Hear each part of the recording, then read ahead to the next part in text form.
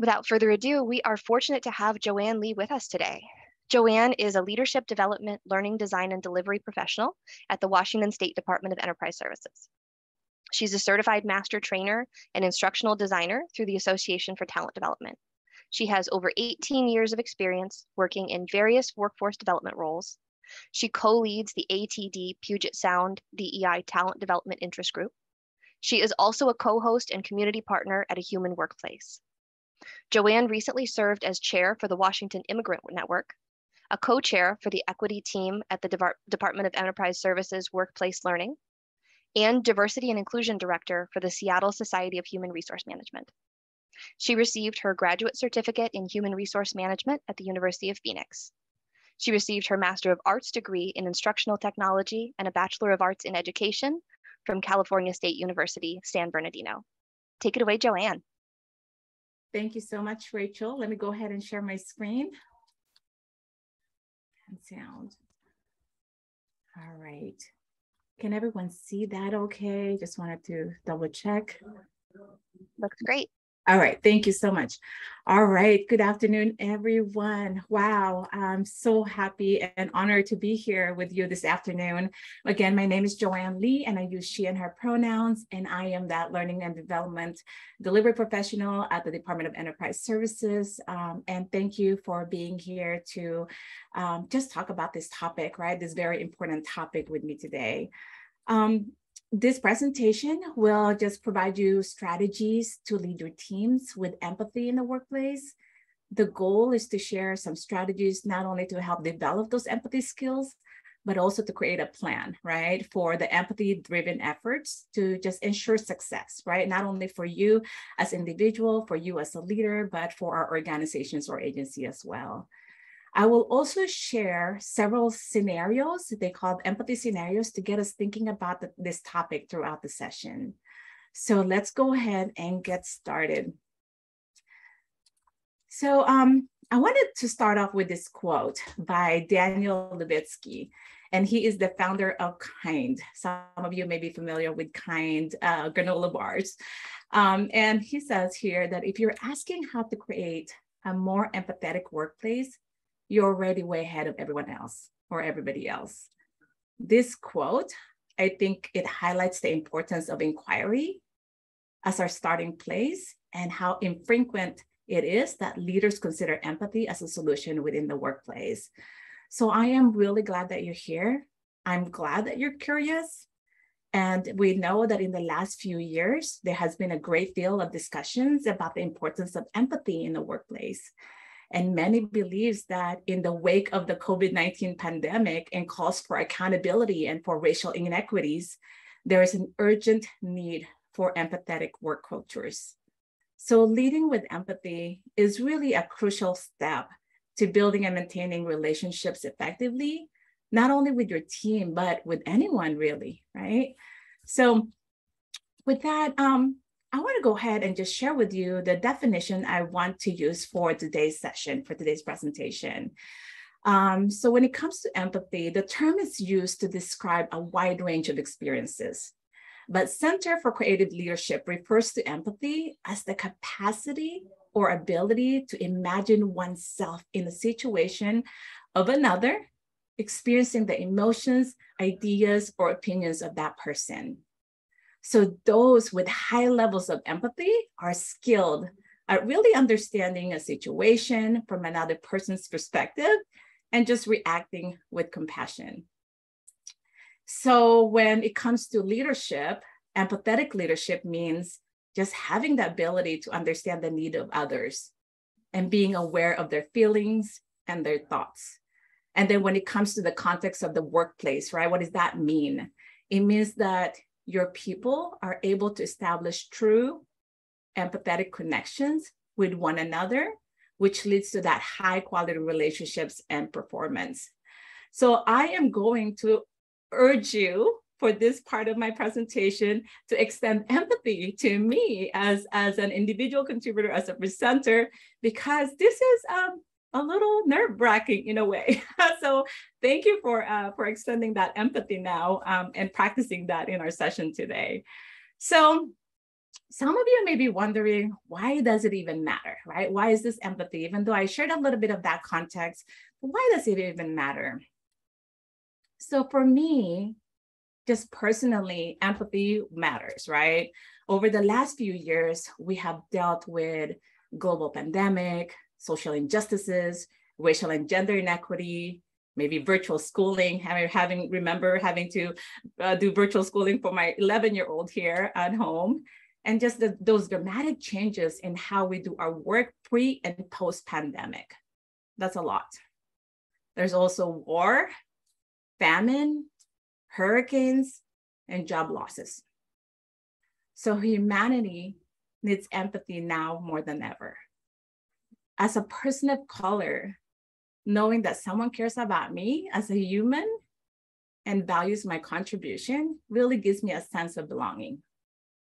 So did you know that women of color experiences less burnout when they have a more empathetic senior leader? There's actually a research for that. So research found that women who had highly empathetic managers experienced less COVID-19 related burnout at work, about 54%, than women in less empathetic managers, which is about 63%. So in this finding is noteworthy given the greater awareness of racial injustice in our society. For a woman of color who historically has been oppressed by systems and institutions, experiences of empathy from senior leaders or just from anyone may represent the type of systemic support that previously have not been available to them. Another study by the Center of Creative Leadership wanted to determine if empathy really influences managers' job performance. The leaders in their study were rated on the level of empathy, and they measured it by using the 360-degree feedback assessment. And CCL found that empathy in the workplace is positively related to job performance, and empathy is more important to job performance in some cultures than others. So think about that. Demonstrating empathy in a workplace is a key part of our emotional intelligence and just our leadership effectiveness. It also improves that human interactions, right? In general, in both work and home settings.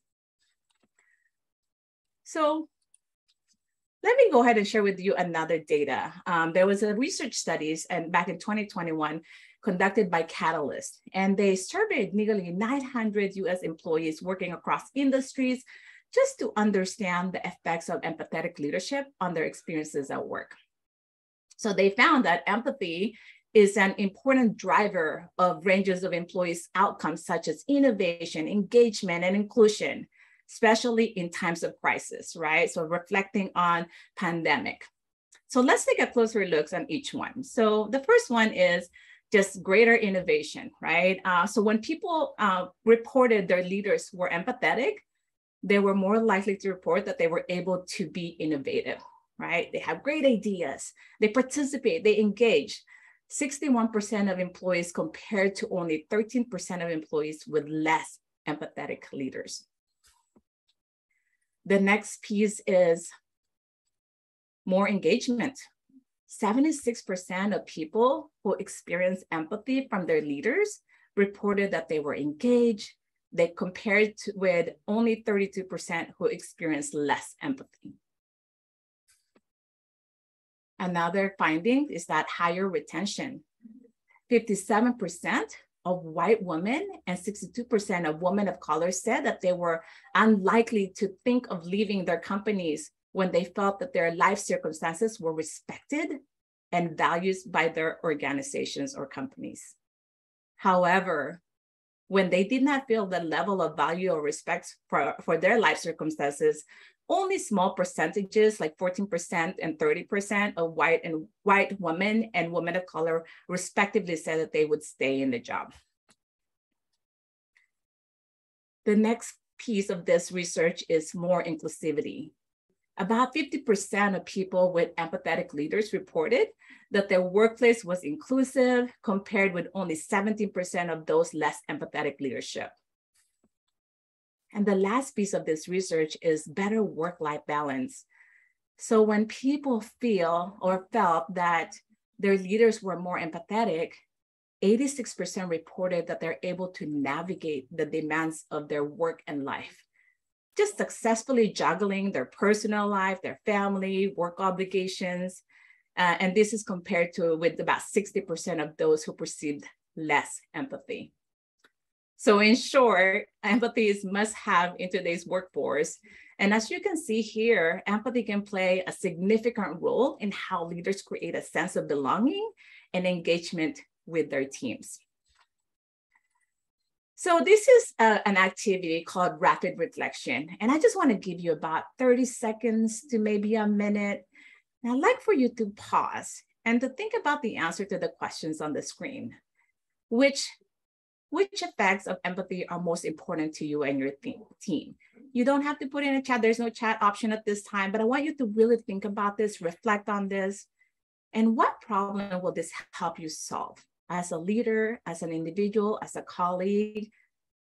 I just want to give you about 30 seconds to go ahead and just think about your responses to these questions.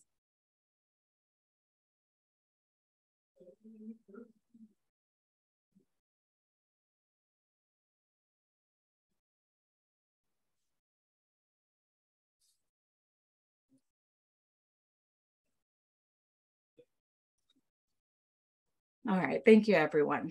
So companies or organizations or agencies that act with empathy towards their employees, their customers, and the community are unfortunately too rare at this time, right? They're still working on it, whereas this is a work in progress. So those experiences stand out and get people talking when we're talking about innovation, retention, engagement, inclusivity. So you can see that it's in your best interest to embrace empathetic leadership, to create a thriving culture, and just be able to serve our customer better, right? So be that leader everyone wants to work for. It's good for your own success, of course. And of course, it's also good for our agencies or organizations. So let's take a look at this image. And this one is from Harvard Business Review.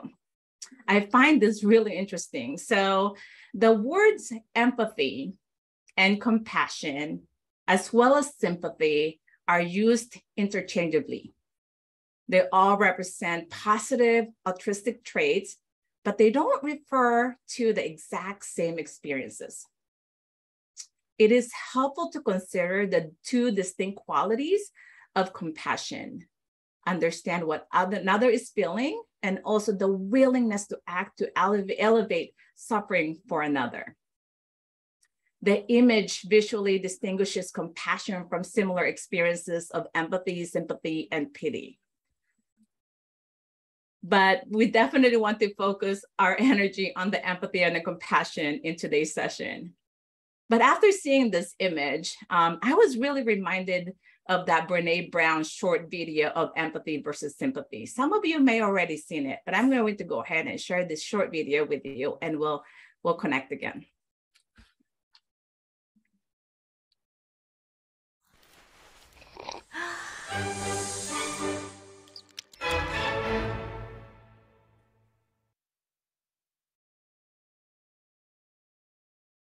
So what is empathy, and why is it very different than sympathy? Empathy fuels connection. Sympathy drives disconnection. Empathy, it's very interesting. Teresa Wiseman is a nursing scholar who studied professions, very diverse professions where empathy is relevant, and came up with 4 qualities of empathy. Perspective taking, the ability to take the perspective of another person or recognize their perspective as their truth. Staying out of judgment, not easy when you enjoy it as much as most of us do. Recognizing emotion in other people and then communicating that. Empathy is feeling with people. And to me, I always think of empathy as this kind of sacred space when someone's kind of in a deep hole and they shout out from the bottom and they say, I'm stuck, it's dark, I'm overwhelmed. And then we look and we say, hey, climb down. I know what it's like down here, and you're not alone. Sympathy is, ooh, it's bad,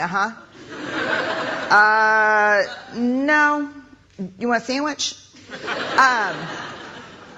Empathy is a choice, and it's a vulnerable choice, because in order to connect with you, I have to connect with something in myself that knows that feeling. Rarely, if ever, does an empathic response begin with "at least." Yeah. And we do it all the time. Because you know what? Someone just shared something with us that's incredibly painful, and we're trying to silver lining it. I don't think that's a verb, but I'm using it as one. We're trying to put the silver lining around it. So, I had a miscarriage. Oh, at least you know you can get pregnant. I think my marriage is falling apart. At least you have a marriage. John's getting kicked out of school. At least Sarah is an A student. But one of the things we do sometimes in the face of very difficult conversations is we try to make things better. If I share something with you that's very difficult, I'd rather you say, "I don't even know what to say right now. I'm just so glad you told me." Because the truth is, rarely can a response make something better. What makes something better is connection.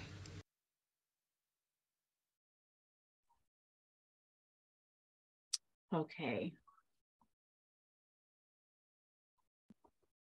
So this quote that she has shared in this video, empathy is a choice. It's a vulnerable choice, because in order to connect with you, I have to connect with something in myself that knows that feeling. It is also important for us to recognize that empathy neutralizes negativity. So when you're frustrated or angry or just dissatisfied with another employee, or the ability to temporarily take the person's perspective and see their point of view, is very powerful. So it also softens negative emotions for both you and your colleague, and maybe allow us to respond more positively, just clearing the way for that equitable solutions to whatever problems or situations we're working with. It is also the key to beginning to understand how the employee's actions, motives, or perspectives might make sense from their point of view.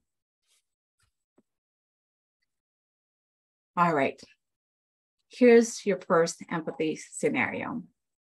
The goal for this is for you to read it, pause, and just reflect.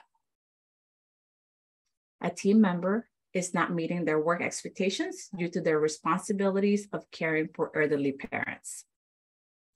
What I want you to think about when you're pausing and reflecting is that what might be their thinking and feeling? How would you think or feel if you were in that situation? How can we show that we care? Or ask yourself, what would you say to that person? What do you think are some of the feelings and thinking that connects them to actions they might take? I'm going to pause for 10 seconds here.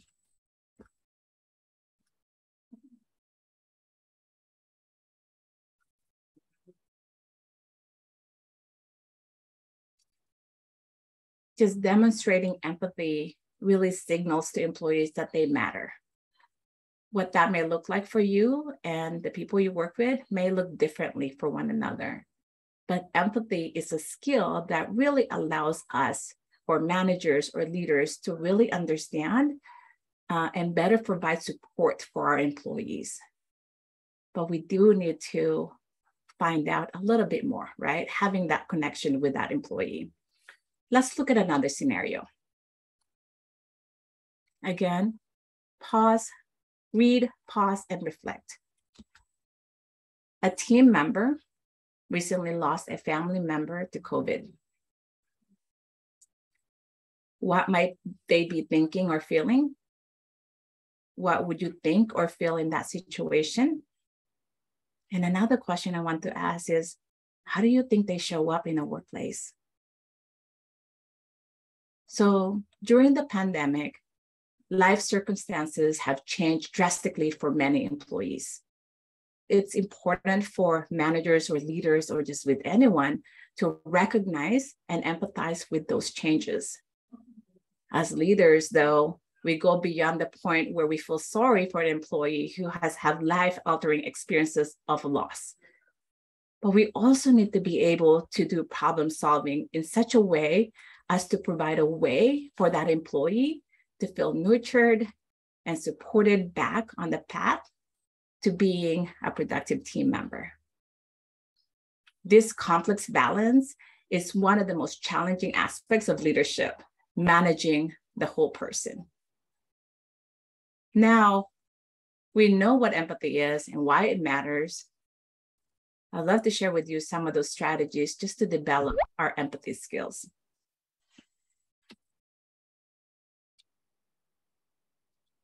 Fortunately, empathy is not a fixed trait. Empathy can be learned. Some people naturally exude empathy and have an advantage over their peers who have difficulty expressing empathy. But most leaders fall in the middle and are sometimes somewhat empathetic.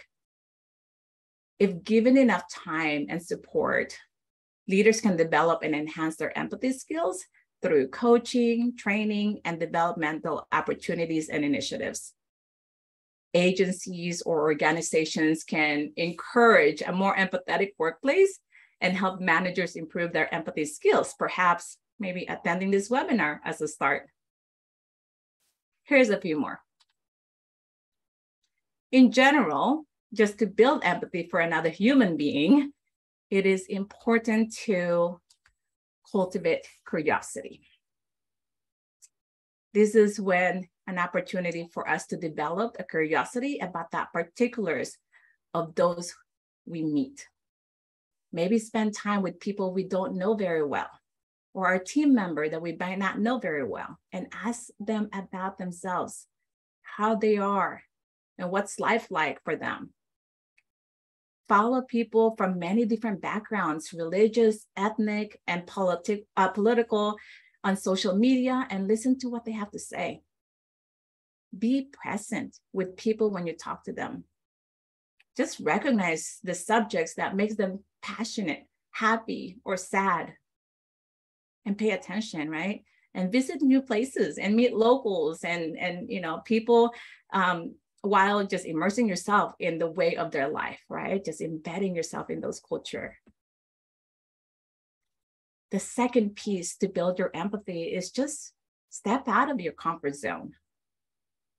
Just learn something new or travel and see how it feels to be out of your comfort zone.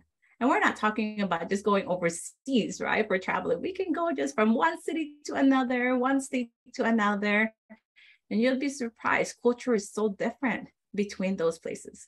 Experience what it's like to be unable to do something or not know how to interact where you are. Reach out for support, accept how helpless you may feel at times, right? And it humbles you. So think about that. For those of you that may have traveled overseas, feeling lost, not sure where to go, not speaking the language, humility can be a useful path to empathy. The next one is receive feedback.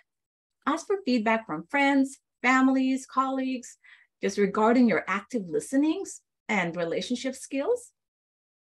Ever curious about what you could improve on? Or what opportunities did you miss? The next one is just examine your biases. We all have them, right? And they impact our capacity for empathy. So often, without knowing, we judge others on the way they look and how they live. But this is an opportunity for us to mix it up with people from other backgrounds. Talk to people about the important things in their lives. While recognizing the similarities that we share, be interested without judgment and indifferences. Maybe donate to charities that support other communities. Next one is just walk in the shoes of others. Understand what it's like for people in other situations, right? And we're not just always talking about workplace sometimes, thinking about life in general, people in general. How do they live? What do they do for work? Are they willing to share? Spend time with others and understand their worries. What's going on for them? How can you connect? How can you help, right? What gives them happiness? What are their dreams? What does success look like? Build relationships with people you don't usually connect with. Here's the question. When was the last time you had coffee or just have lunch meeting with someone that does not look like you? The next piece is have difficult, respectful conversations. While it can be hard to be challenged or be challenged by alternative viewpoints, right? A few simple lessons can help us by just listening and not interrupting. I think we all know this, right? Listening is huge.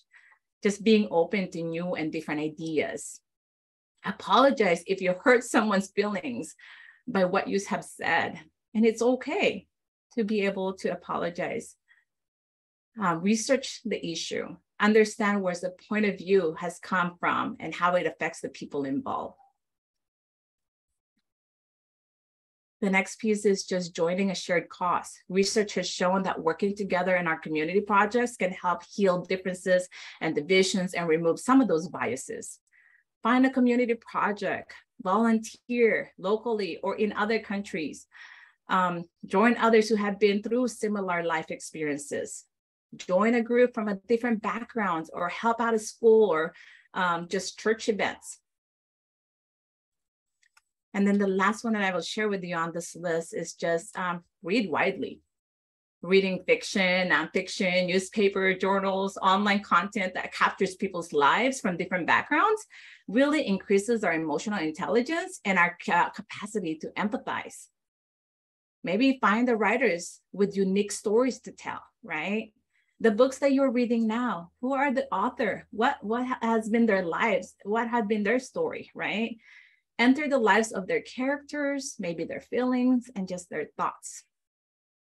The most important thing about developing each of these is that it is intentional and ongoing process of self-development. Let me share with you a few interesting data that I stumbled upon.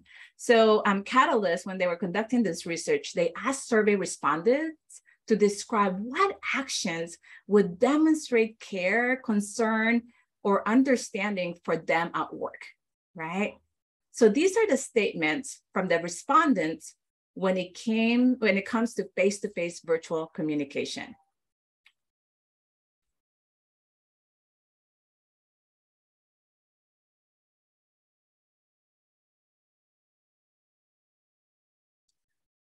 So their words about what they want from their leaders to feel a greater sense of belonging.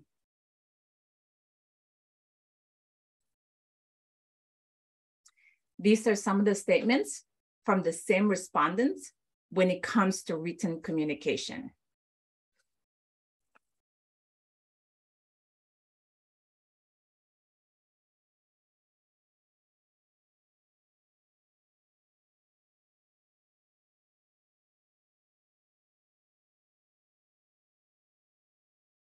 So we can hear a heartfelt appeal to managers and leaders just to recognize the humanity in all of us.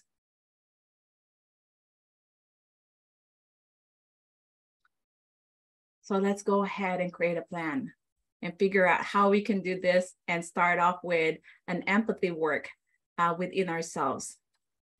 So again, you've seen how empathy contributes to positive relationships and organizational cultures. And it also drives results. I think we all know this, right? The more you have empathy for your team or your coworkers, the most likely they will show up. They will feel that they belong. They feel respected. They feel valued. They want to do more work, right? As leaders, it is really important for us to think about what actions do we need to plan and act to help with this effort. I'm always curious about what are you doing now in your current workplace, right?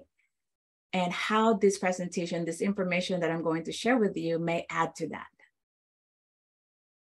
And another follow-up question is, how do you think your team members feel about your empathy work? Do they see it? Is it obvious? So let's go ahead and continue on. Here are a few ideas to take that initial action that you may be able to incorporate today, tomorrow, and maybe over the next couple of days. The three areas that I'd like to share with you is the first one is trading places. Second one is random act of kindness. And then the empathy mapping. Some of you may be familiar with all this already, but let's go ahead and take a look at the first one.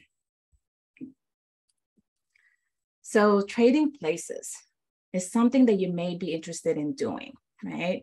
As an action to learn more about empathy and to show up with empathy in mind. Trading places is seeing things from multiple perspectives, which can be especially useful when you disagree with someone and cannot move forward. While helpful in developing empathy, it is also provide insights into the actions that's needed or to resolve an issue and move on. So the ability to shift perspective is always available to you, to us, right? And can offer valuable input into the feelings you have been unable to resolve. Let me give you one empathy scenario to add context to this trading places. So again, please read it, pause, and reflect.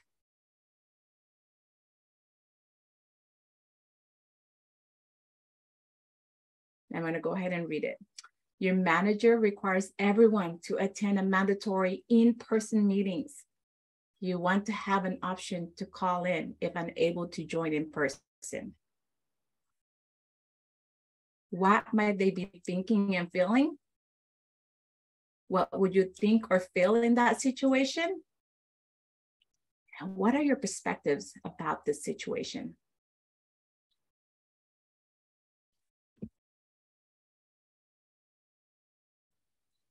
The key is to the scenario is coming up with a point where you may be able to understand why your supervisor is motivated to have an in-person meeting and see what the value in that. For the employee, the reverse concern is that the objection that an in-person meeting may provide no advantage over a virtual meeting but presents many barriers.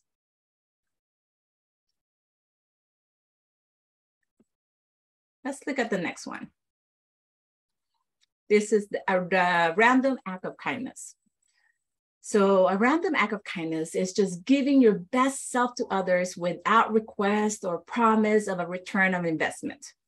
It's simply doing something nice for someone else without them asking you, and without you doing it and expecting something in return. So a couple of examples that I can share, maybe scheduling a DoorDash for a sick coworkers, or giving out appreciation awards for non-work related recognition,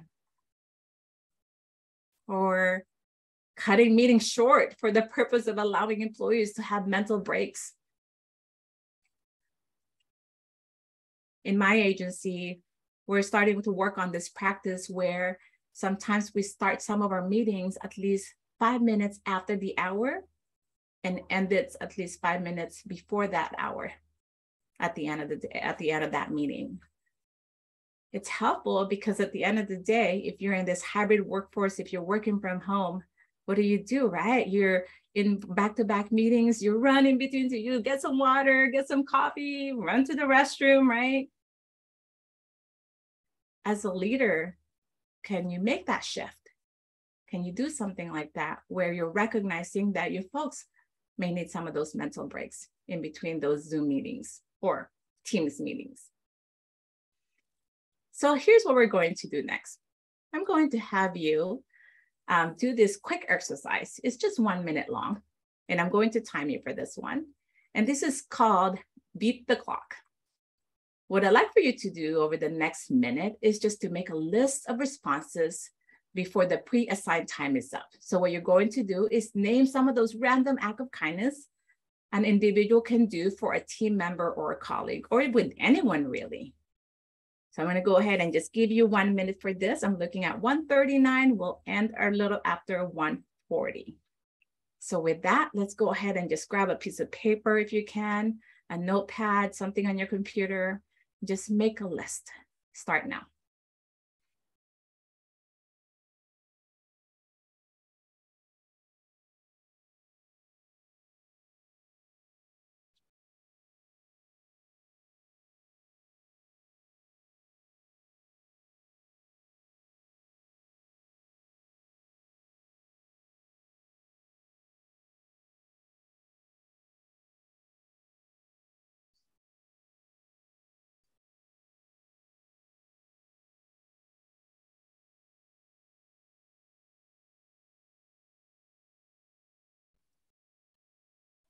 About 20 seconds left.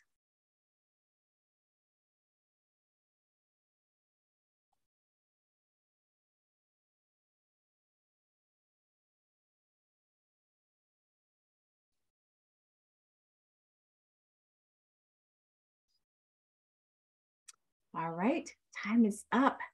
So I hope you have a pretty good list of some of those acts of kindness that you may be able to incorporate or do.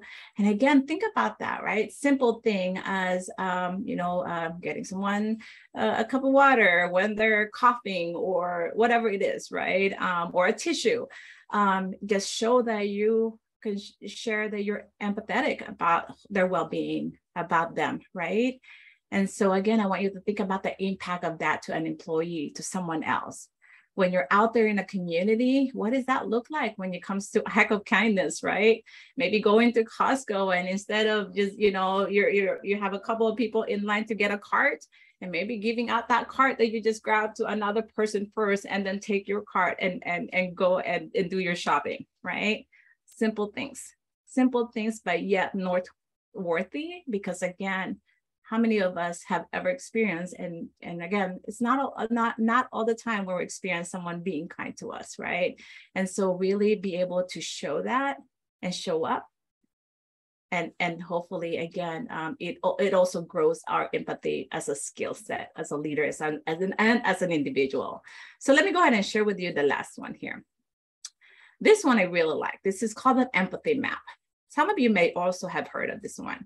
So creating an empathy map, and this is what it looks like. So an empathy map is a collaborative tool, right? Team that you can use to gain a deeper understanding into an individual.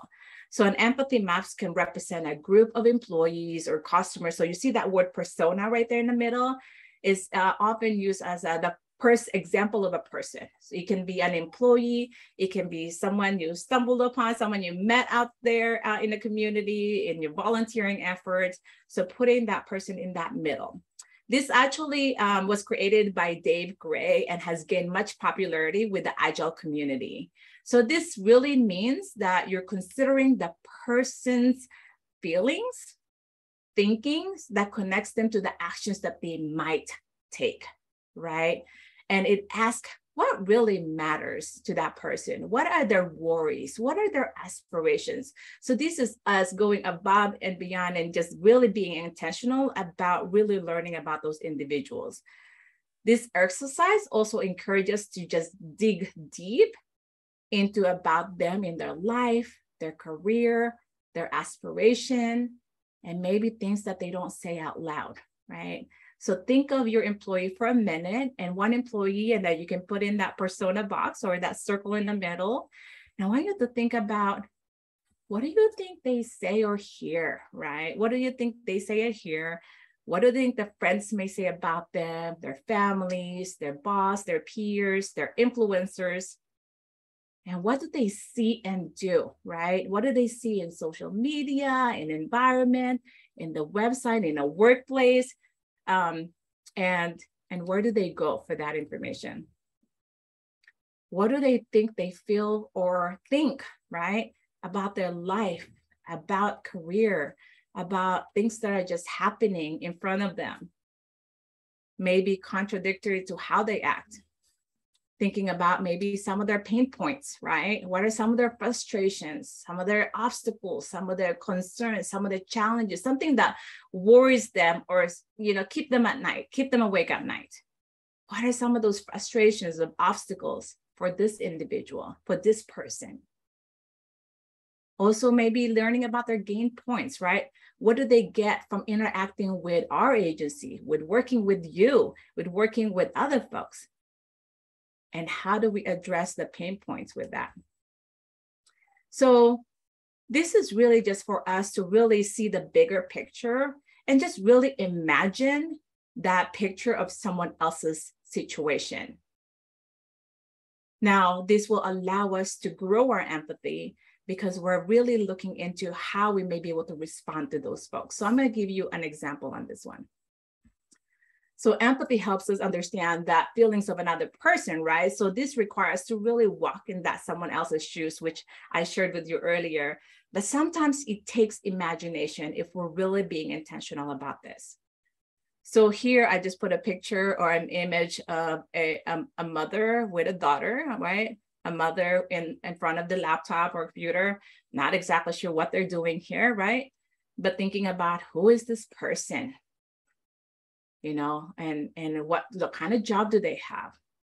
And the decision that they need to make, right? And what do they need to do? The impacts of their decisions, maybe for their home, for their children, for work, what they may say, what others telling them to do, their friends, their colleagues, their partners. What do they imagine they will do?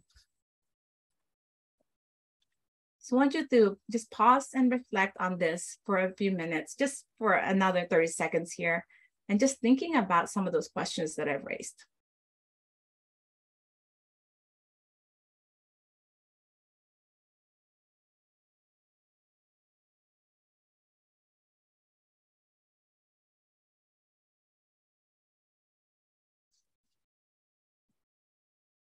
So of course, this next step is a hard one, right? It really requires us reflecting on our teams, our organizations as they interface with this person, for example. Have we designed a department or a division or organization and processes that meet the needs of this individual?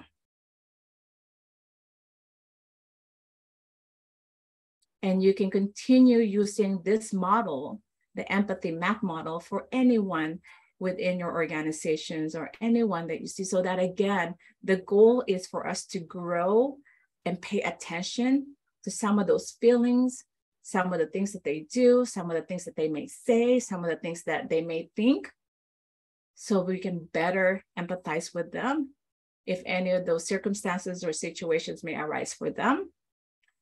And then again, it goes back to that stepping in someone else's shoes, right? In the beginning of this presentation, I asked for an empathy because I'm a little nervous about this presentation with 400 or 500 people in the room, right? And so I was curious about how many of you put yourself into my shoes?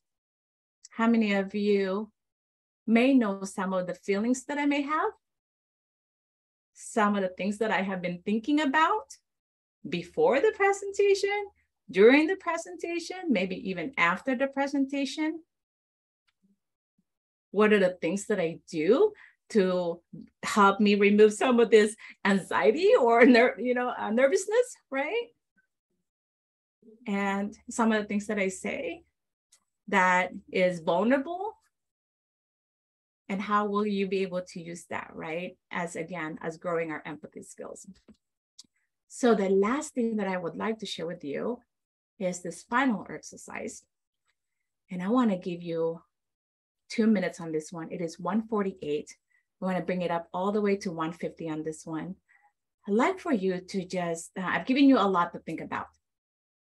So I'd like for you to just make another list of action steps that you can take today to promote empathy in your workplace and for your team, or just to grow in your empathy skill.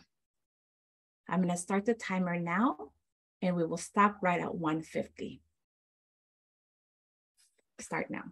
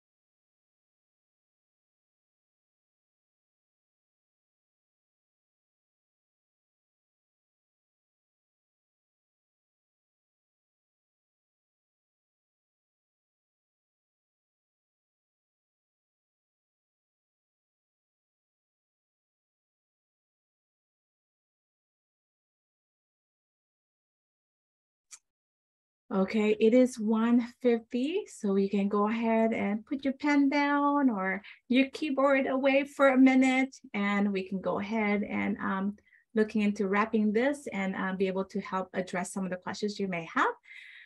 But I just want to leave you with this. Employees are counting on you to do better and be better. And now in the future, right? With this new world, with our hybrid workforce, with some of us having to work in the workplace, in the offices, still have things that are happening in our lives. But it is imperative to demonstrate that you understand and care about them, and that you are invested in creating atmosphere where they can be authentic, when they can feel included, and where they can feel valued at work. I just wanted to say thank you so much for the opportunity to share this important topic with you. And we do have several trainings at Enterprise Services, and you can visit our website. Thank you, everyone. And back to you, Rachel. Yeah, thank you so much, Joanne. That was wonderful. We do have a number of questions in the Q&A box. Gavin is wondering what suggestions you have for those that feel a little too much empathy, especially thinking of social workers, teachers, etc., that might not be able to leave work at work. How can you be empathetic but still protect yourself from burnout? That's a really good question. So let me go back to that for a minute.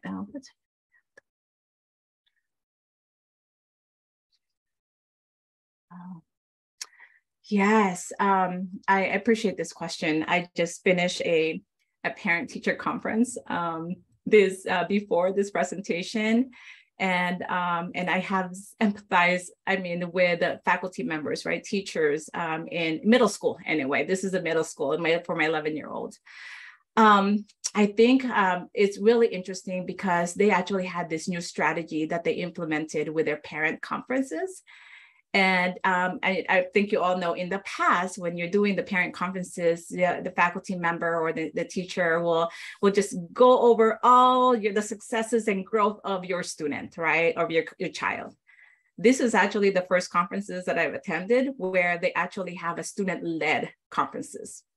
They actually put their students in charge of talking about their growth and the successes. And they actually created this template for a PowerPoint where they fill in all the gaps, right, to prepare for these conferences.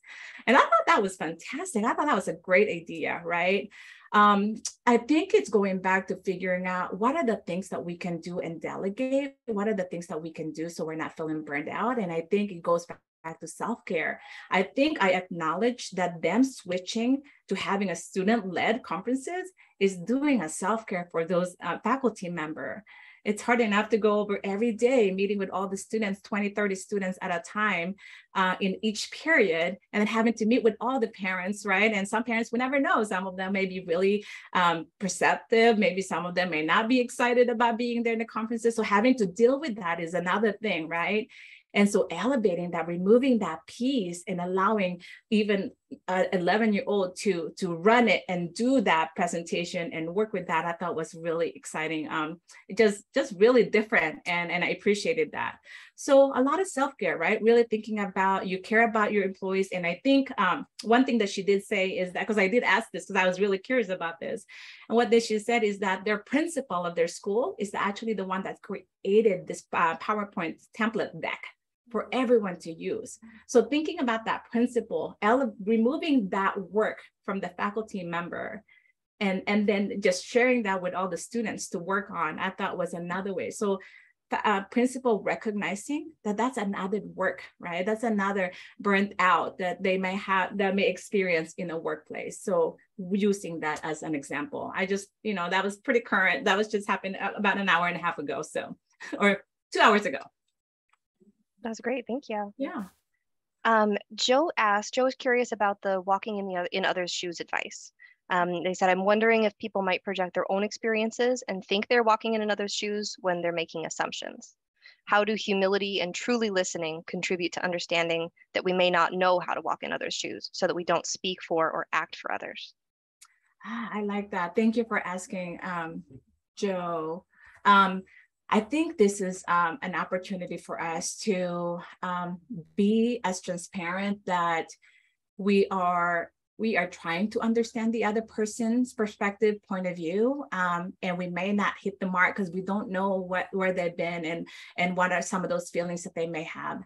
But for us to be vulnerable and sharing them that this is what I'm working on, this is what I'm trying, and being okay to get feedback from that person, saying, if I'm not doing it right, if you think it's too much, but please let me help me understand, right? But being able to be as vulnerable and as open and honest that you're just trying this, you're working on this, and this is a skill set, right? And so and I believe that the other person will give you grace, will extend that for you, and share with you some of the things more than you probably can expect, right? Because you're open and honest about the work that you're trying to do. The walking in other shoes is a really good analogy, but at the same time, I know that the assumptions, we keep that in our mind, have them speak the truth, and just honestly have that clarity that what is this really like for you, because I want to understand more, and I think that would help. Thank you. April says, in your example about someone who lost a family member due to COVID, when is the right time, and how do you address someone whose performance is constantly lacking after experiencing a loss, considering that everyone grieves differently, and for some there is no end date to the period of grief? Yeah, yes. Thank you for asking that question.